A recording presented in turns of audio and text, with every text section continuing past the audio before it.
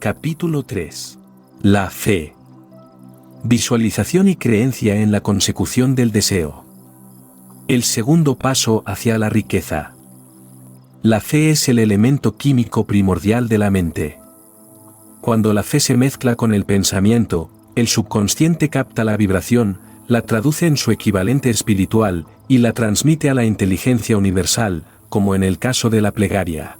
Las emociones de la fe, el amor y el sexo son las más poderosas entre las principales emociones positivas. Cuando se mezclan las tres, tienen el efecto de colorear el pensamiento de tal manera que éste alcanza al momento el subconsciente, y allí se transforma en su equivalente espiritual, la forma singular que induce una respuesta de la inteligencia infinita. ¿Cómo acrecentar la fe?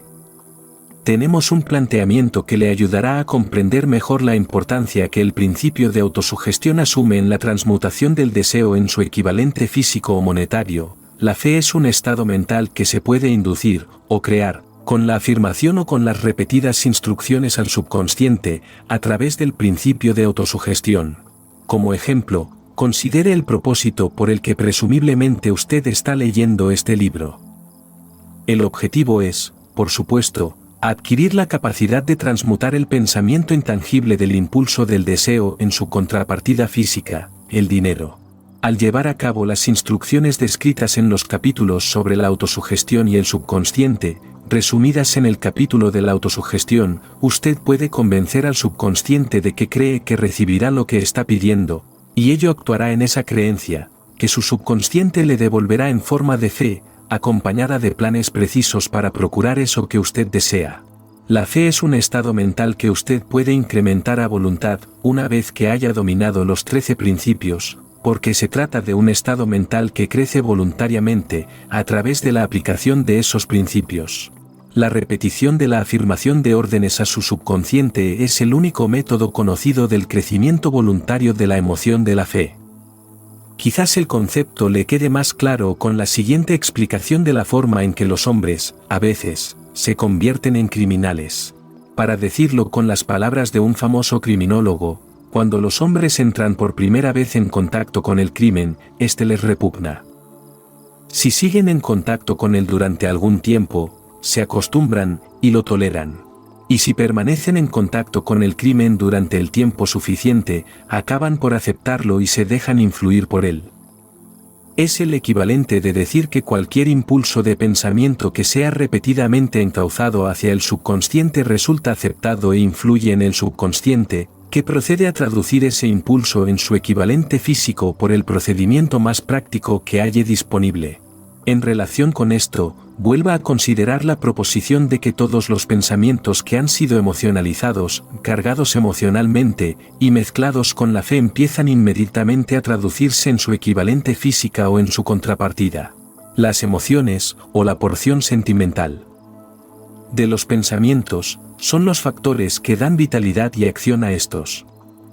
Mezcladas con cualquier impulso de pensamiento, las emociones de la fe, el amor y el sexo le añaden más energía de la que tendría por sí sola.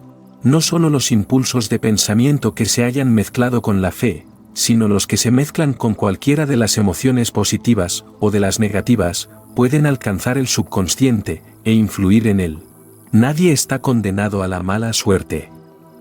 A partir de esta afirmación, usted comprenderá que el subconsciente traducirá en su equivalente físico un impulso de pensamiento de naturaleza negativa o destructiva con tanta facilidad como actuaría con pensamientos de naturaleza positiva o constructiva.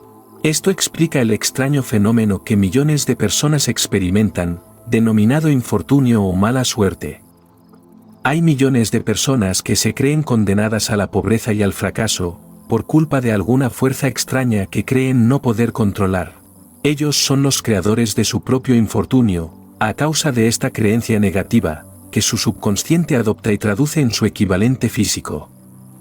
Este es un momento apropiado para sugerirle de nuevo que usted puede beneficiarse, transmitiendo a su subconsciente cualquier deseo que quiera traducir en su equivalente físico o monetario, en un estado de esperanza o convicción de que la transmutación tendrá lugar.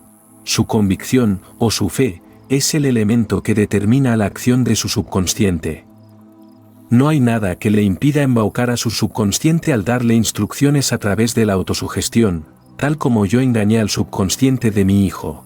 Para llevar a cabo este engaño de manera más realista, cuando se dirija a su subconsciente, compórtese tal como lo haría si ya estuviera en posesión del objeto material que está pidiendo. Su subconsciente traducirá en su equivalente físico, por el medio más práctico y directo, cualquier orden que se le dé en un estado de convicción o de fe en que la orden se llevará a cabo. Sin duda, se ha dicho bastante para señalar un punto de partida desde el cual uno puede, mediante la experimentación y la práctica, adquirir la capacidad de mezclar la fe con cualquier orden que se le dé al subconsciente. La perfección surgirá a través de la práctica. No puede aparecer por el mero hecho de leer las instrucciones. Es esencial para usted que estimule sus emociones positivas como fuerzas dominantes de su mente, y quite importancia y elimine las emociones negativas. Una mente dominada por emociones positivas se convierte en una morada favorable para el estado mental conocido como fe. Una mente así dominada puede, voluntariamente, darle al subconsciente instrucciones que éste aceptará y ejecutará de inmediato. La fe es un estado mental que se puede inducir mediante la autosugestión. Durante todas las épocas, las religiones han exhortado a la humanidad en conflicto a tener fe en este o aquel dogma o credo, pero no han logrado explicar a las multitudes cómo tener fe. No han afirmado que la fe es un estado mental que se puede inducir mediante la autosugestión. En un lenguaje que cualquier ser humano normal podrá entender, describiremos todo lo que se sabe sobre el principio mediante el cual la fe puede aparecer donde ya no existe. Tenga fe en usted, fe en el infinito. Antes de empezar, debería recordar que la fe es el elixir eterno que da vida, poder y acción al impulso del pensamiento. La fe es el punto inicial de toda acumulación de riquezas. La fe es la base de todos los milagros y de todos los misterios que no se pueden analizar con los parámetros de la ciencia. La fe es el único antídoto conocido contra el fracaso.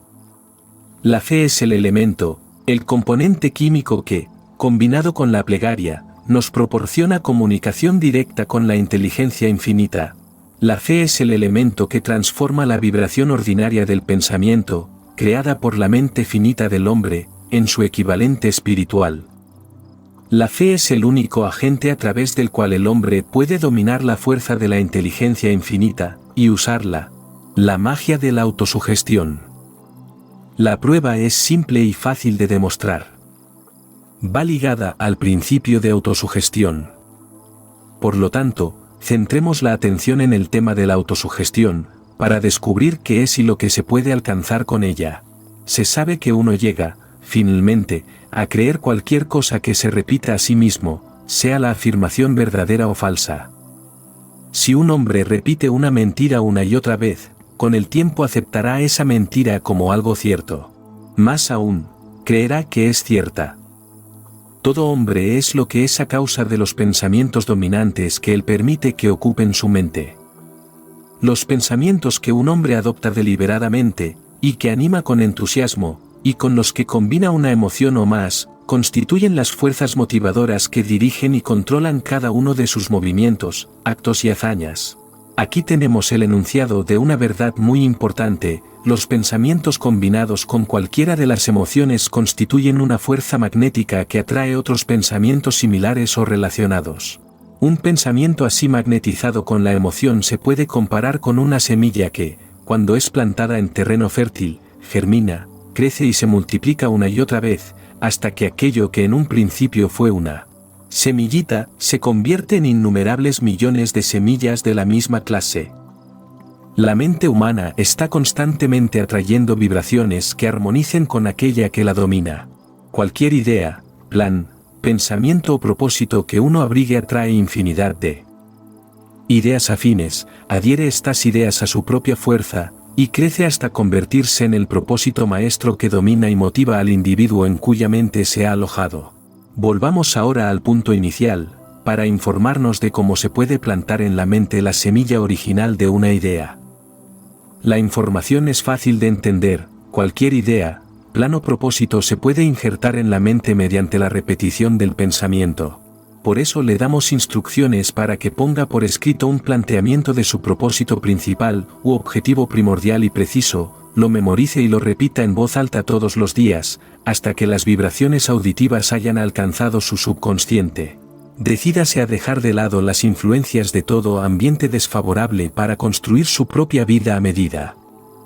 Al hacer un inventario de sus recursos y capacidades mentales, quizá usted descubra que su mayor debilidad sea su falta de confianza en sí mismo. Esta desventaja puede ser superada, y la timidez transformada en coraje a través de la ayuda que el principio de la autosugestión proporciona. La aplicación de este principio puede ejecutarse mediante la sencilla enunciación de los impulsos de pensamiento puestos por escrito, memorizados y repetidos hasta que lleguen a formar parte del instrumental del que la facultad inconsciente de su mente disponga. Fórmula de la confianza en uno mismo. Primero, sé que tengo la capacidad de alcanzar el objeto del propósito definido de mi vida, por lo tanto, exijo de mí mismo acción perseverante y continua hasta conseguirlo, y aquí y ahora prometo ejecutar tal acción.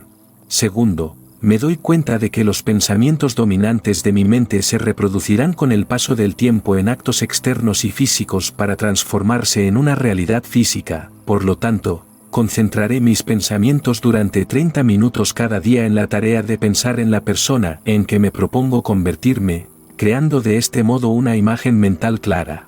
Tercero, sé que, mediante el principio de la autosugestión, cualquier deseo que abrigue con perseverancia buscará expresarse a través de ciertos medios prácticos para obtener el objeto que haya tras él, por lo tanto, dedicaré 10 minutos cada día a pedirme el incremento de la confianza en mí mismo. Cuarto, he escrito con claridad una descripción del objetivo primordial de mi vida, y nunca dejaré de esforzarme, hasta que haya conseguido la suficiente confianza en mí mismo para alcanzarlo. Quinto, comprendo con claridad que no hay riqueza ni posición que pueda durar mucho tiempo, a menos que se haya formado sobre la lealtad y la justicia, por lo tanto, no me comprometeré en ninguna transacción que no beneficie a todos a los que afecte. Tendré éxito atrayendo hacia mí las fuerzas que deseo emplear, y la cooperación de otras personas. Induciré a otros a servirme, por obra de mi disposición de servir a otros. Eliminaré el desprecio, la envidia, los celos, el egoísmo y el cinismo y cultivaré el amor por toda la humanidad, porque sé que una actitud negativa hacia los demás nunca me dará el éxito. Haré que los demás crean en mí, porque yo creeré en ellos y en mí mismo. Firmaré esta fórmula con mi nombre, la memorizaré y la repetiré en voz alta una vez cada día, con la fe absoluta de que influirá gradualmente en mis pensamientos y mis actos para que yo me convierta en una persona que confía en sí misma y que goza del privilegio del éxito. Tras esta fórmula hay una ley de la naturaleza que ningún hombre ha sido todavía capaz de explicar. El nombre por el que dicha ley se conoce tiene poca importancia. Lo que importa de ella es que funciona, para la gloria y el progreso de la especie humana, si es usada de forma constructiva. Por otra parte, si se la usa destructivamente, destruirá con la misma facilidad. En esta afirmación podemos encontrar una verdad muy importante: quienes se hunden en la frustración y acaban su vida en la pobreza, la miseria y la angustia lo hacen a causa de la aplicación negativa del principio de la autosugestión. La causa se puede encontrar en el hecho de que todos los impulsos de pensamiento tienen tendencia a vestirse de su equivalente físico. El desastre del pensamiento negativo. El subconsciente no distingue entre impulsos de pensamiento positivos o negativos. Trabaja con el material que le suministramos, a través de nuestros impulsos de pensamiento. El subconsciente traducirá en algo real un pensamiento regido por el miedo con tanta facilidad como transformaría en realidad un pensamiento regido por el coraje, o por la fe.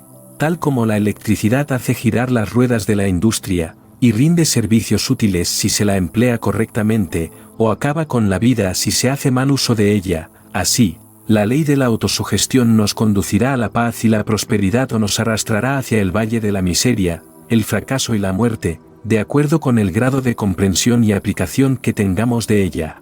Si uno se llena la cabeza de miedos, dudas y desconfianza en su capacidad para conectar y usar la fuerza de la inteligencia infinita, La ley de la autosugestión adoptará ese espíritu de desconfianza y lo usará como patrón mediante el cual el subconsciente lo traducirá en su equivalente físico. Así como el viento arrastra una nave hacia el este y otra hacia el oeste, usted será elevado o hundido por la ley de la autosugestión de acuerdo con la manera en que usted oriente las velas de su pensamiento.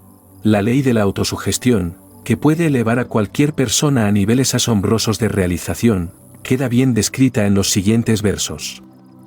Si piensas que estás vencido, lo estás. Si piensas que no te atreves, así es. Si te gusta ganar, pero piensas que no puedes, es casi seguro, no ganarás. Si piensas que perderás, estás perdido, pues el mundo nos enseña que el éxito empieza en la voluntad del hombre.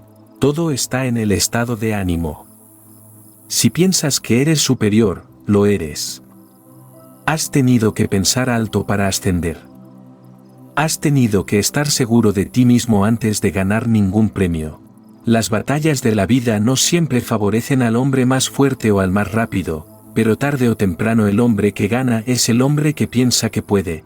Observe las palabras que se han destacado, y captará el profundo significado que el poeta expresa. En algún rincón de su carácter está latente, dormida, la semilla de la realización que, si germinara y se pusiera en acción, lo elevaría a niveles que tal vez usted nunca soñó alcanzar. Así como un virtuoso puede arrancar las melodías más hermosas de las cuerdas de su violín, usted puede despertar al genio que yace dormido en su mente, y hacer que lo conduzca hacia arriba, hacia cualquier objetivo que desee alcanzar. Abraham Lincoln fue un fracasado en todo lo que intentó. Hasta después de haber alcanzado los 40 años.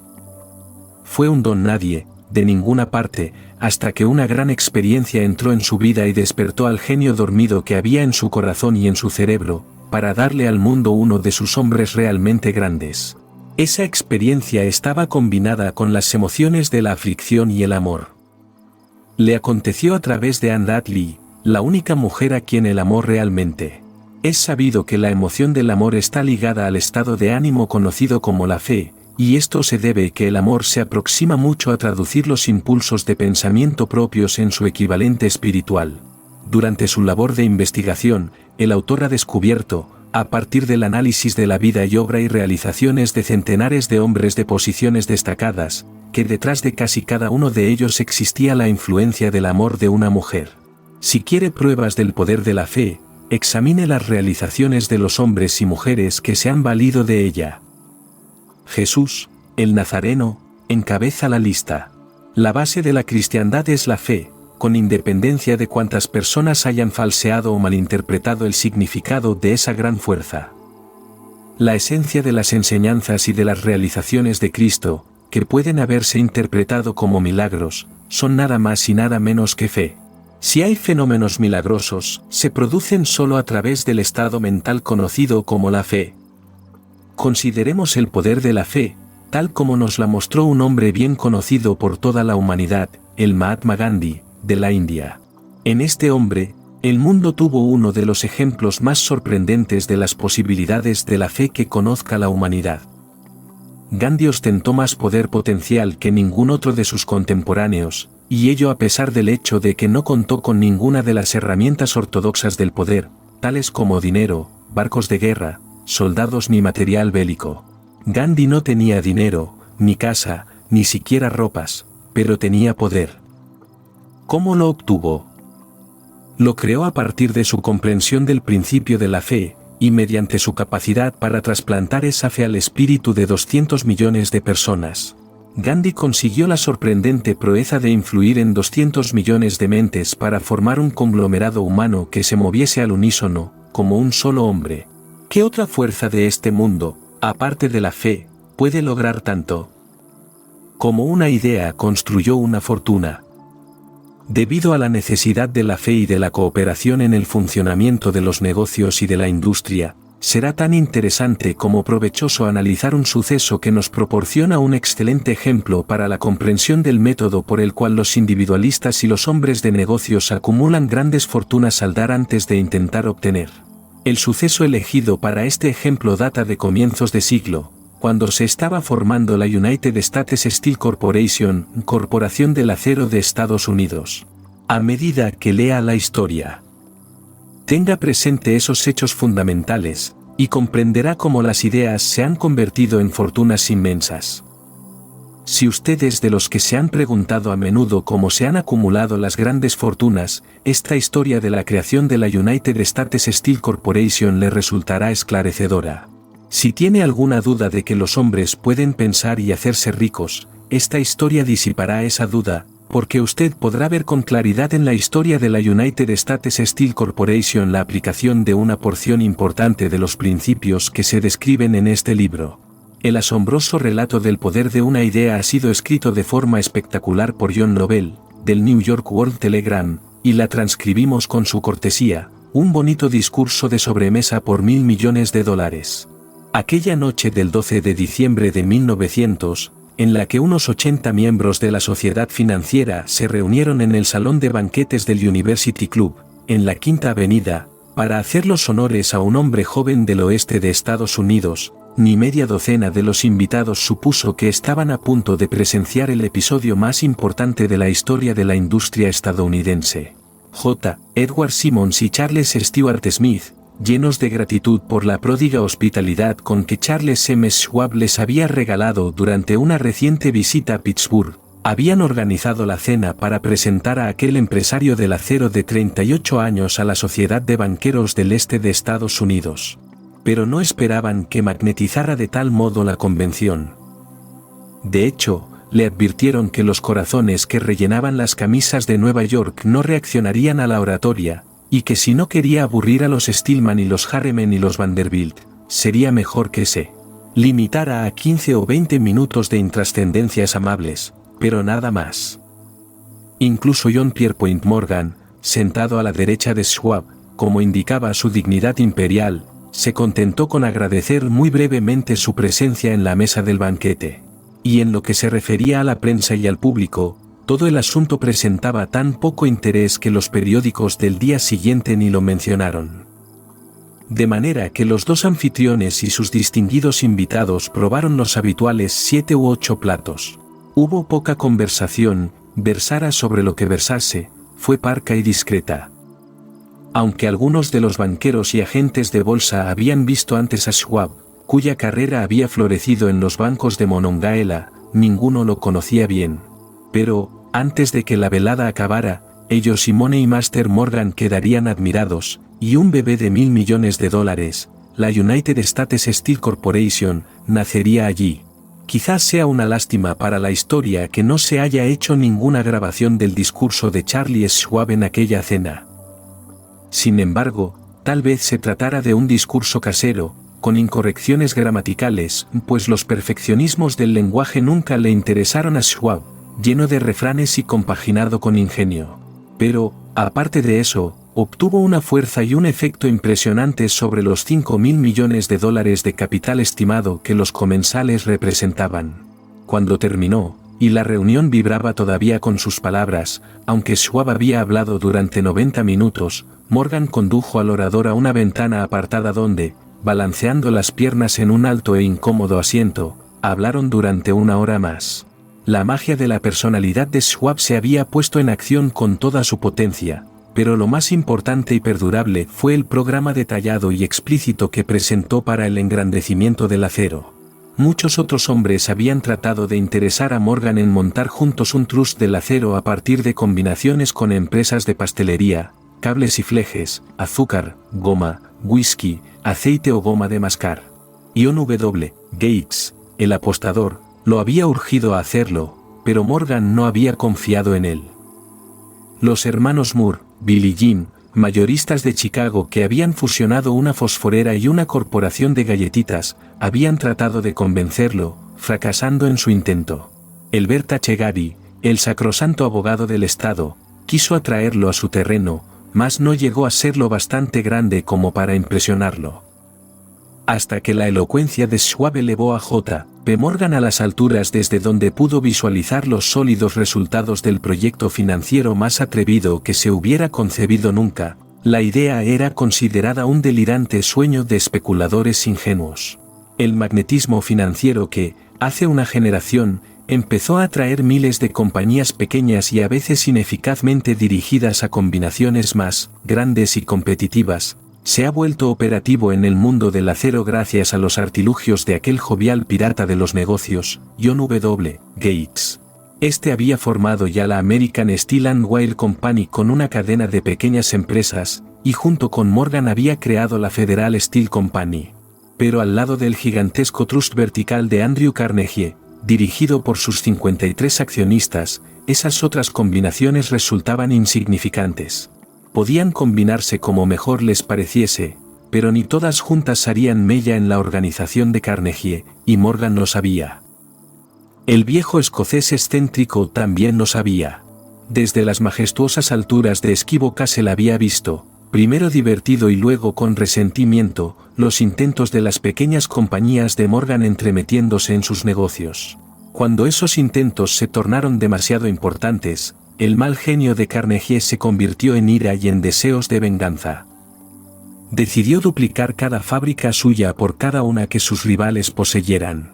Hasta entonces no había tenido interés en cables, tubos, flejes ni planchas. En cambio, se contentaba con venderle el acero en bruto a esas compañías y las dejaba que trabajaran en la especialización que quisieran. Ahora, con Schwab como jefe y lugarteniente capaz, planeaba arrinconar a sus enemigos contra la pared. Así fue como Morgan vio la solución a su problema de combinaciones en el discurso de Charles M. Schwab. Un trust sin Carnegie, el gigante, no sería ningún trust, sino un pastel de ciruelas sin ciruelas. El discurso de Schwab de aquella noche del 12 de diciembre de 1900 aportó la sugerencia, que no la solicitud, de que el vasto imperio Carnegie podía llegar a estar bajo la sombra de Morgan. Habló del futuro mundial del acero, de reorganización en aras de la eficiencia, de especialización, de deshacerse de compañías improductivas, de la concentración del esfuerzo en las propiedades florecientes, de ahorros en el tráfico de mineral bruto, de ahorros en los departamentos directivos y administrativos, de captar mercados extranjeros. Más que todo eso, les dijo a los bucaneros que había entre ellos donde estaban los errores de su piratería habitual. Sus propósitos, suponía él, habían sido crear monopolios, aumentar los precios y pagarse a sí mismos dividendos exagerados más allá de todo privilegio. Con su estilo campechano, Schwab condenó ese sistema. La estrechez de miras de semejante política, dijo a su auditorio, residía en el hecho de que restringía el mercado en un momento en que todo pugnaba por la expansión. Abaratando el coste del acero, explicó, se crearía un mercado expansivo, se idearían más usos para el acero y se captaría una parte considerable del mundo de la industria. En realidad, aunque él no lo supiese, Schwab era un apóstol de la moderna fabricación en serie. Así acabó la cena en el University Club. Morgan se fue a su casa, para pensar en las predicciones de progreso de Schwab. Schwab regresó a Pittsburgh, a dirigir el negocio siderúrgico para Andrew Carnegie, mientras Gary y todos los demás volvían a sus teletipos, para especular, anticipándose al próximo movimiento. No tardó mucho en suceder. A Morgan le llevó más o menos una semana digerir el festín de razonamientos que Schwab le había puesto delante. Cuando se aseguró de que no iba a sufrir ninguna indigestión financiera, llamó a Schwab, y se encontró con un hombre bastante reticente. Al señor Carnegie, le dijo Schwab, quizá no le alegrara mucho descubrir que el presidente de su conglomerado de empresas había estado coqueteando con el emperador de Wall Street, el barrio que Carnegie había resuelto no pisar jamás. Entonces John W. Gates, que hacía de intermediario entre Morgan y Schwab, sugirió que si Schwab estuviera casualmente de paso por el Bellevue Hotel, de Filadelfia, J. P. Morgan podía coincidir con él en el mismo sitio. Sin embargo, cuando Schwab llegó, Morgan se hallaba enfermo en su casa de Nueva York, y, presionado por el hombre mayor, Schwab viajó a Nueva York y se presentó ante la puerta de la biblioteca del financiero. En la actualidad, ciertos historiadores de la economía han expresado la sospecha de que esta historia, desde el principio al fin, fue planificada por Andrew Carnegie, que la cena en honor de Schwab, el célebre discurso, la reunión del domingo por la noche entre Schwab y el rey del dinero fueron sucesos que el sagaz escocés había preparado de antemano. La verdad es precisamente todo lo contrario. Cuando Schwab fue llamado a cerrar el trato, ni siquiera sabía si el jefecito, como llamaban a Andrew, prestaría atención a una oferta de vender, en particular a un grupo de hombres a quienes Andrew consideraba dotados de algo menos que la beatitud. Pero Schwab acudió a la reunión con 6 hojas escritas de su puño y letra, llenas de datos que, según él, representaban el valor físico y potencial de rendimiento de cada compañía metalúrgica que él consideraba una estrella esencial en el nuevo firmamento del metal. 4 hombres sopesaron esos esquemas durante toda la noche. El jefe, por supuesto, era Morgan, firme en su credo del derecho divino del dinero. Con él estaba su socio aristocrático, Robert Bacon, un erudito y un caballero. El tercero era John W. Gates, a quien Morgan tachaba de apostador y utilizaba como herramienta. El cuarto era Schwab, que sabía más sobre el proceso de elaborar y vender acero que cualquier grupo de hombres de su época. A lo largo de aquella conferencia, los esquemas del hombre de Pittsburgh no se cuestionaron nunca. Si él decía que una compañía valía tanto, así era, y punto. También insistió en incluir en la combinación solo las empresas que él tenía nominadas. Había concebido una corporación sin dobleces, donde ni siquiera quedaba lugar para satisfacer la codicia de amigos que deseaban descargar sus compañías sobre los anchos hombros de Morgan. Al amanecer, Morgan se puso de pie y se desperezó. Solo quedaba un asunto pendiente. ¿Cree que puede persuadir a Andrew Carnegie de vender?, preguntó. Puedo intentarlo, repuso Schwab. Si usted consigue que venda, me comprometeré en todo este asunto, aseguró Morgan. Hasta allí todo iba bien. Pero, ¿vendería Carnegie? ¿Cuánto pediría? Schwab pensaba en unos 320 millones de dólares. ¿Cómo se efectuaría el pago? ¿En acciones ordinarias o preferentes? ¿En bonos? ¿En efectivo? Nadie podía reunir 320 millones de dólares en efectivo. En enero acudieron a un partido de golf en los helados prados de St. Andrews, en Westchester, Andrew envuelto en jerseys, bien abrigado, y Charlie conversando de trivialidades, para ejercitar el buen humor. Pero no se pronunció ni una palabra sobre negocios hasta que la pareja se sentó en la cálida sala de la cabaña que Carnegie poseía cerca de allí. Entonces, con el mismo poder de convicción con que había hipnotizado a 80 millonarios en el University Club, Schwab dejó caer rutilantes promesas de retiro y comodidad, de los innumerables millones que satisfarían los caprichos sociales del viejo escocés. Carnegie estuvo de acuerdo, escribió algo en un trozo de papel y dijo: «Muy bien, venderemos por este precio». La cifra era de unos 400 millones de dólares y surgió a partir de los 320 millones que Schwab había previsto como precio básico, añadiéndole 80 millones para recuperar el valor aumentado sobre el capital previsto durante los últimos 2 años. Más tarde, en la cubierta de un transatlántico, el escocés le decía arrepentido a Morgan: «Ojalá te hubiera pedido 100 millones más». «Si me los hubieras pedido, te los hubiese dado», le respondió Morgan, amable. Hubo cierto alboroto, por supuesto. Un corresponsal británico envió un cable diciendo que el mundo del acero extranjero estaba aterrado ante la gigantesca corporación. El presidente Hadley, de Yale, declaró que a menos que se regulasen los trusts, el país tendría un emperador en Washington durante los próximos 25 años. Pero ese hábil agente de bolsa que quimera se aplicó a su trabajo de impulsar tan vigorosamente las nuevas acciones hacia el público, que todo el exceso de liquidez, estimado por algunos en cerca de 600 millones de dólares, fue absorbido en un abrir y cerrar de ojos. De manera que Carnegie obtuvo sus millones, el sindicato de Morgan consiguió 62 millones por todos sus problemas, y todos los muchachos, desde Gates a Gary, también ganaron sus millones. Schwab, de 38 años, obtuvo su recompensa. Fue nombrado presidente de la nueva corporación, y ostentó el cargo hasta 1930. La riqueza empieza con una idea. La impresionante historia del gran negocio que usted acaba de leer es un ejemplo perfecto del método por el cual el deseo puede transmutarse en su equivalente físico. Esa gigantesca organización se creó en la imaginación de un hombre. El plan por el que le proporcionaban a la organización hornos de acero que aportaban su estabilidad financiera se creó en la mente de la misma persona. Su fe, su deseo, su imaginación, su perseverancia fueron los verdaderos ingredientes esenciales que conformaron la United States Steel Corporation.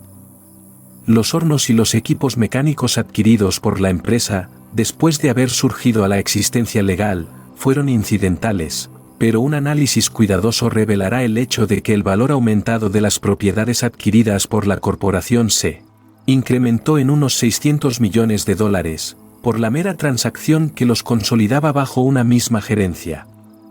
En otras palabras, la idea de Charles M. Schwab, sumada a la fe con la que contagió a J. P. Morgan y a los demás, había dado unos beneficios de unos $600 millones. No es una suma insignificante por una sola idea. La cantidad está limitada solo por la persona en cuya mente esa idea se pone en movimiento. La fe elimina las limitaciones. Cuando esté preparado para negociarle a la vida lo que usted desee, recuerde, usted es el que pone el precio por obtener lo que quiere.